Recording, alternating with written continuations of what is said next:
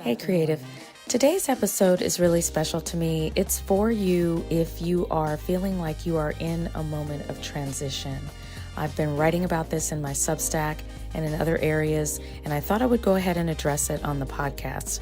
I'm talking here today about a particular framework you can use to think about who you're going to be on the other side of this transition period you might be feeling. I'm giving two specific ways that you can think about and address and articulate where you are, but also to have something to take away from this moment. Let's go.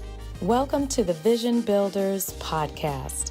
This podcast is for creatives and academics who want to build and brand a writing life to multiply their talents for greater impact. If you're ready to capture your stories, amplify your voice, and monetize your style, you're in the right place. We are Vision Builders. Let's get into it.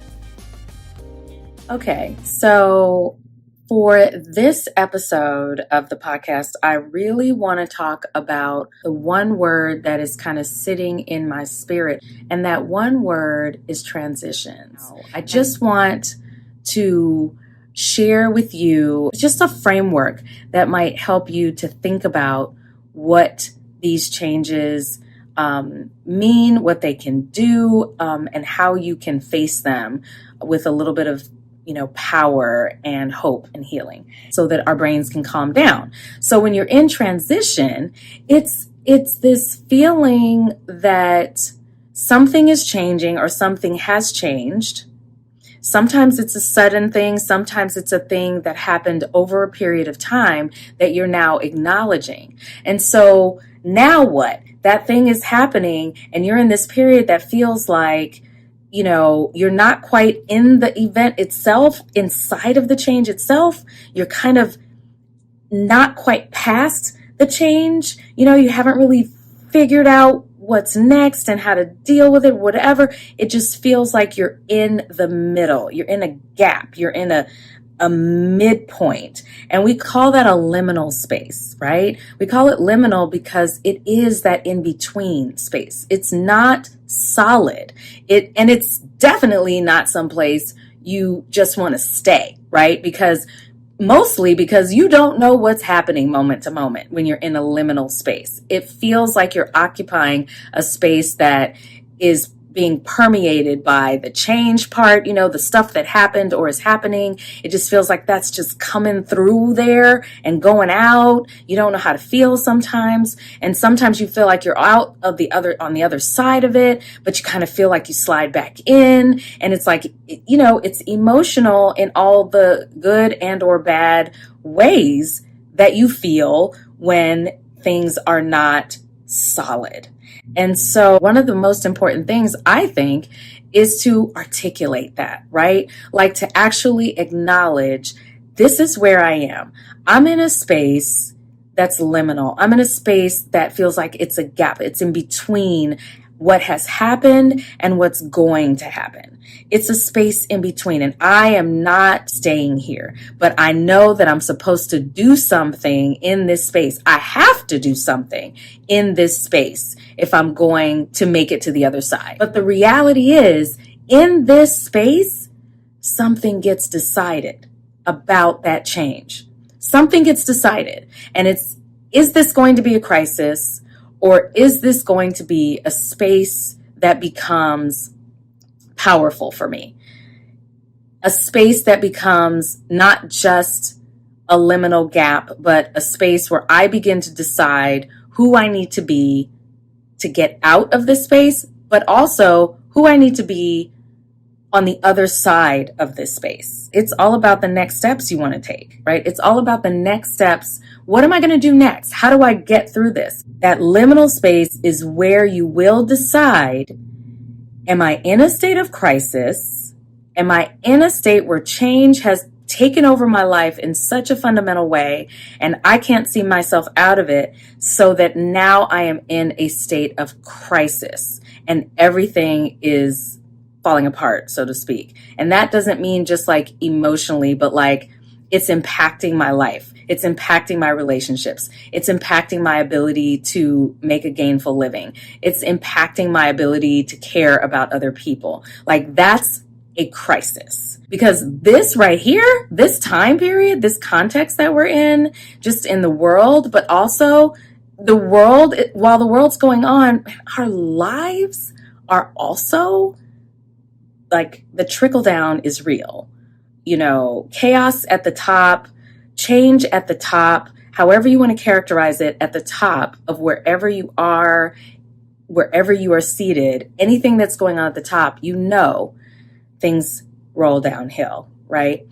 Do not be surprised that when things are looking crazy at the top of the food chain, as it were, that things don't start moving in your own life, you know, in the spaces that you occupy. Because all of that, I would argue, I would suggest, is spiritual. All of it is spiritual. And when stuff is happening way up here, that stuff is going to trickle down and start happening on the ground. So what I think we can do in this liminal space of transition, where change is happening, where we're in danger of facing it as a crisis, that we need to look to those things that people have done to usher themselves from one identity to another identity. Because a lot of times what's going on in this space is that we're trying to decide who we're going to be. We're trying to decide exactly who we need to be in order to survive this moment, right? And that's even if this moment is amazing and wonderful and powerful. And I'll give you an example. Rites of passage happen for things that are amazing and wonderful. And they also happen as, you know, things that are challenging and really crisis oriented. You are familiar already with rites of passage if you have ever been to a public rite of passage, like a wedding or a funeral or a graduation or a baby shower or a bar mitzvah or a quinceañera or naming ceremony or anything like that. So to talk about rites of passage is really to talk about something that you already are familiar with, the public representation of. But let's get into the weeds a little bit about what I mean and how that relates to, you know, this idea of us being in transition. So those types of rites that I just described are just like the rituals, the public rituals that represent the kind of rite of passage that happened in the background, right? So think about it. If you went to a wedding, that's not the moment those folks got married, right? Like that's not when it happened. It happened when they signed the documents, right? That's when that happened.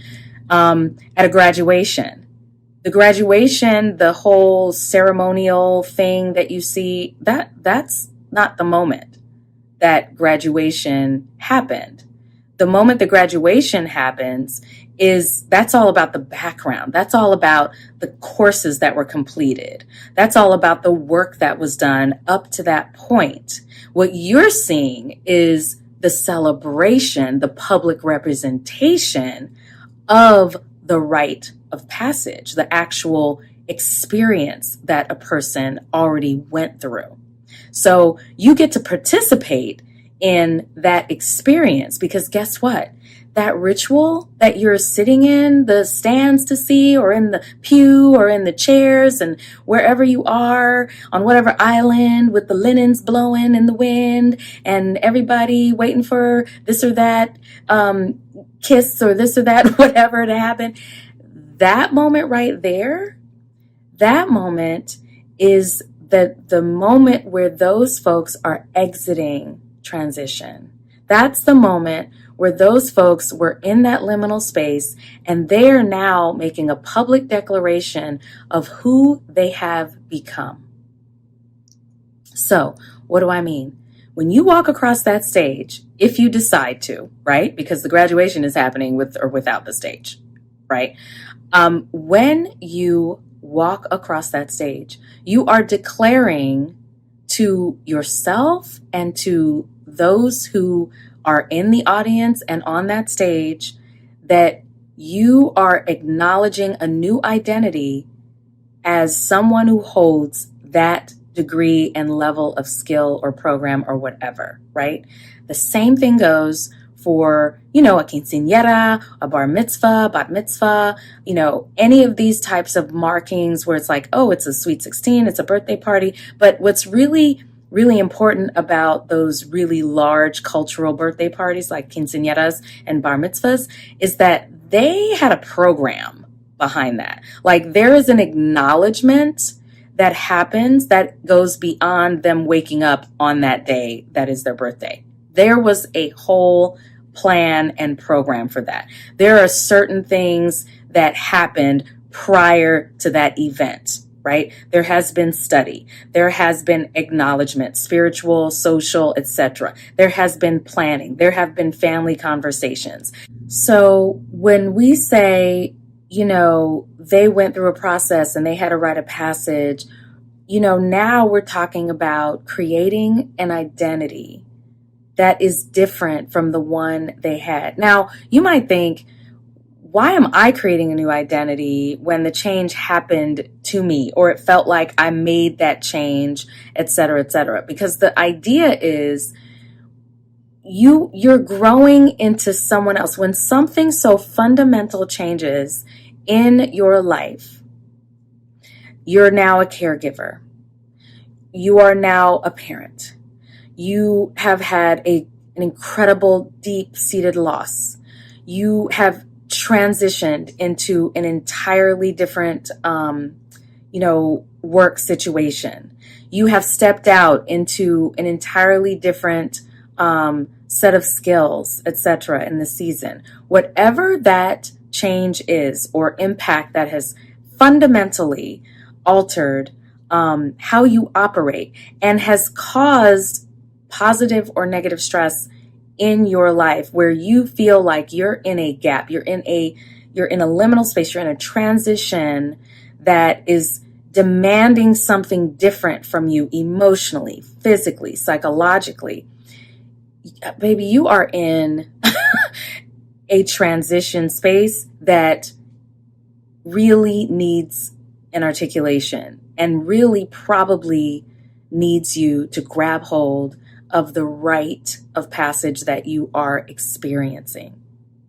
And here's how you might do that. What I think is the most productive way to address these moments, because a rite of passage has several moments within it.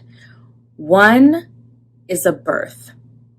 That means something is born in you, or something is born for you.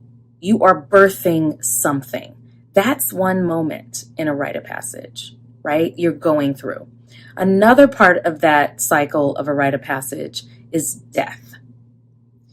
That death can be actual, that there is a death that you have experienced that actually is transforming your world. It can also be something that has just changed so drastically that it is just a loss or a distancing from something or someone or a part of yourself that is utterly transformative. And that is huge, and that is a part of a cycle, a rite of passage kind of cycle, a ritual cycle. And then there is also the transformation, the actual moment of transformation. And so if you picture a triangle, you have on each end of those triangles, you have birth, you have death, and you have transformation. And you can enter this ritual cycle at any point. But those are incredible moments of change in a life. And if you find yourself feeling like, wow, something amazing is changing for me right now. And that thing, I am becoming someone incredibly new. This is a lot going on, but it's positive stress. I'm growing something. I've changed something. I'm putting something out into the world. You are clearly in a cycle that has you in a birth cycle, right? You are emerging. Something is emerging from you. And the same thing goes for these other moments, right? If something is passing away from you or distant from you or has been, taken from you, you feel the strength of that moment. And that moment is just as powerful as a birth moment. And that other moment of transformation, when you feel like something has literally flipped for me. I am not that person. I am utterly different. That transformation moment is kind of that pinnacle moment where we're getting to. That moment where you have become something more, something different, something else. And so what it means is when you're operating and you're thinking about where you are in this state of transition as a rite of passage, you begin to articulate, where am I in this cycle? Where am I? Am I in a moment where I feel like it's a birth? Am I in a moment where it's a clear, death? Am I in a moment where I'm ready to transform? And this space, this liminal space, is where the planning happens.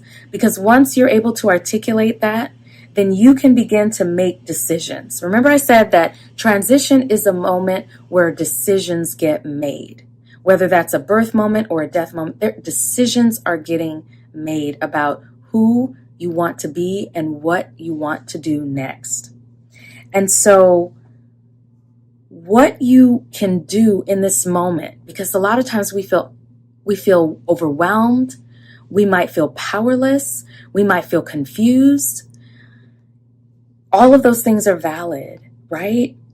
But what I've learned is that the agency that we do have, the power that we do have in this moment, is that we can decide who we want to be next.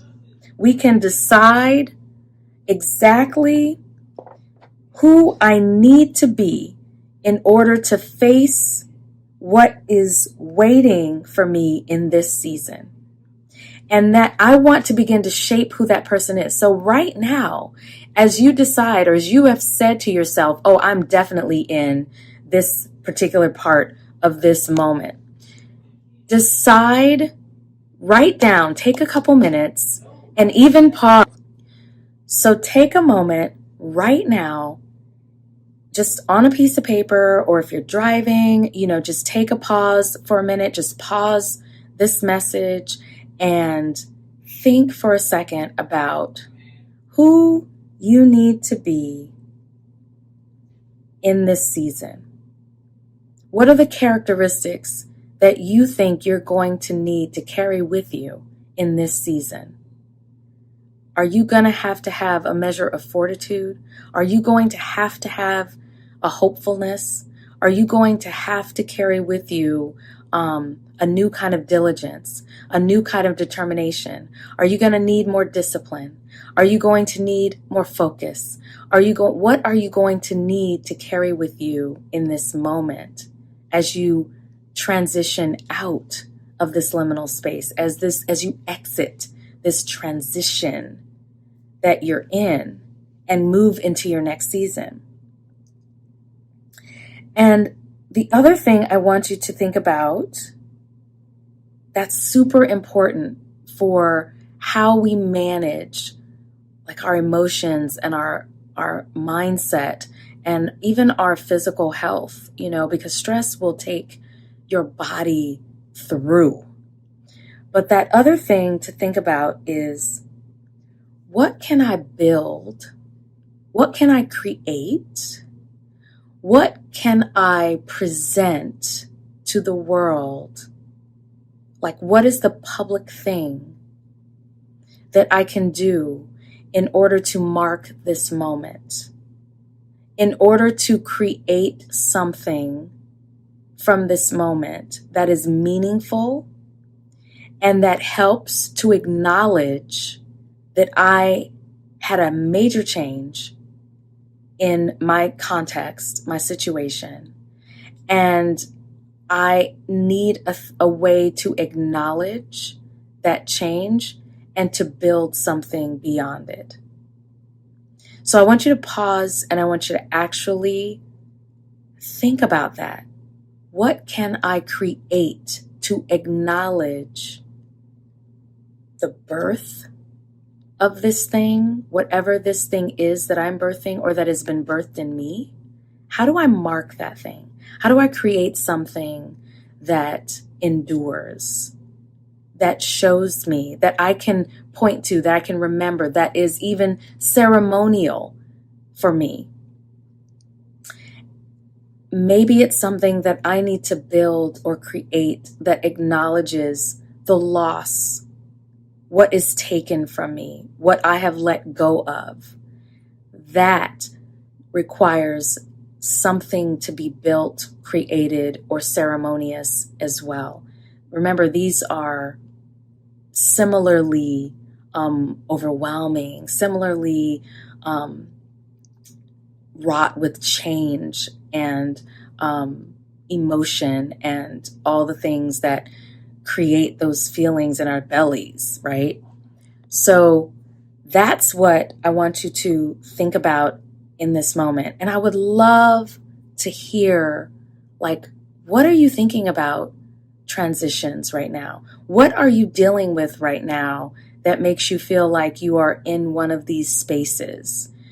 Does this help at all? Like being able to name a thing or to call it out. Are you in a birth situation, a death situation? Have you done this work so that you feel like, yes, this is my transformation moment? Because when you decide you're going to create that, you're going to articulate these things and you're going to create who you want to be, and you're going to build something that acknowledges that marks this moment, and that carries you into this next season, then you're ready to go into transformation. And that is a process. So let me know, like, how this feels to you, whether it makes sense or what questions that you may have. I'm really looking forward to that. But this felt really important to me. I've heard a lot of people talking about it, and I just wanted to share some thoughts that are helpful for me when I'm in a period of extraordinary transition. But let me know, how are you processing this? In the meantime, once again, this is Dr. Helene. Thank you so much for joining me. Please also remember to subscribe and to like this episode if it really resonated with you. All right? I'll see you soon. Hey, Creative. Thank you so much for listening in to the Vision Builders podcast. I want to make sure that you don't miss out on our fall writing retreat. The Salt and Solace writing retreat is right around the corner. It's happening this year in October. You will spend 3 days, 2 nights in a beautiful beach house on Hilton Head Island. It's time to revise. It's time to write. It's time to relax. Just either celebrate what you've already done or go ahead and get some more writing done. Wrap it up there or get it started there. Join me at the Salt and Solace writing retreat this fall in Hilton Head Island in South Carolina, October 17th through the 19th. Link is in the comments. I can't wait to see you there. Hey creatives, if you're hearing this, then you've been listening to the Vision Builders podcast with Dr. Helene, your writing life coach. Join me next time to get more insights, tools, and resources to help you get the clarity and direction you need to finish that project and build your vision.